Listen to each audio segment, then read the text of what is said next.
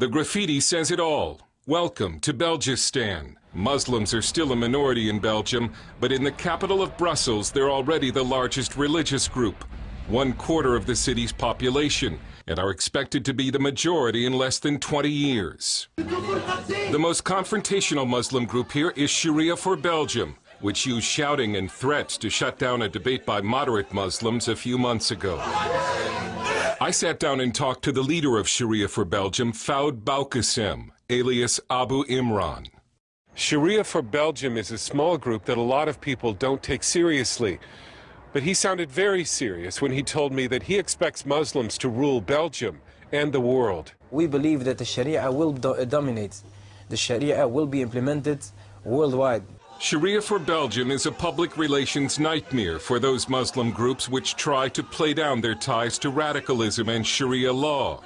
Imran was completely open with CBN News, saying Islam and Sharia law are inseparable and democracy is wrong. Sharia is Islam, to be clear. There is no difference between Islam and Sharia. It's just a name. Democracy is the opposite of Sharia and Islam. We believe that Allah is the legislator.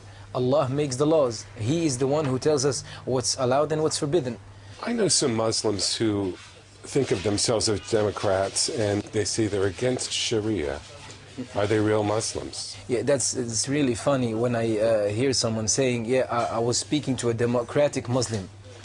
It's the same thing as saying I was speaking to a Christian Jew or to a Jewish Muslim or something like that. It's impossible. How could you meet a Jewish Muslim or a Christian Jew? And a Muslim that says he's against Sharia, he's not a Muslim. It's impossible. Like in many countries across Europe, a culture war over Islam is well underway in Belgium. Last month, the Mosque of Charleroi was desecrated with the mask of a pig head. Then the daughter of the head of Belgium's right-wing party, Anne-Sophie de Winter, posed in a bikini and burqa with the words in Dutch, freedom or Islam. Someone painted over this poster, giving her a full burqa. They also painted over freedom, and Sophie de Winter received death threats. Imran went on YouTube to call her father, politician Philip de Winter, a pimp for letting her pose in a bikini. This community is a dirty, perverted community. And Islam is flexing its muscle. Girls in bikinis have been attacked, Jewish and Christian symbols vandalized, and in Muslim neighborhoods, Sharia law enforced. The big cities in Europe are the first places where we can see what will happen when the majority is Muslim. We see it in the big cities first, Brussels, Amsterdam also, Rotterdam, Antwerp. Sam van Rooij has co-edited an important new Dutch-language book called Islam, Critical Essays on a Political Religion. Islam is a fascist ideology, and it's not a religion like Christianity or like Judaism. And the danger in it is that it has a religious side. Not like communism and Nazism, who are only ideologies, but Islam has a bit of both. Imran is looking forward to replacing Belgian law with Sharia law, including amputation for theft, stoning for adultery, and death to homosexuals. When they hear someone speaking about Sharia, immediately they start to think about amputations, stonings, killings. That's just, I don't know, 1,000th of the Sharia.